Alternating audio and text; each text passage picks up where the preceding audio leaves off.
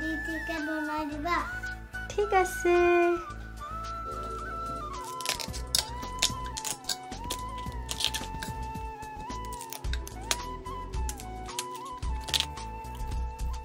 মইনা মাতৰ কথাৰে মেলা পিন্ধাই মুকে খাবতি ললা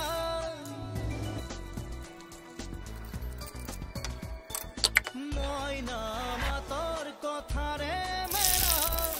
পিন্ধাই মুকে খাবতি ললা লগৰ জনে চিকুটিলে মিঠা মোৰ সপোন ভাগিলে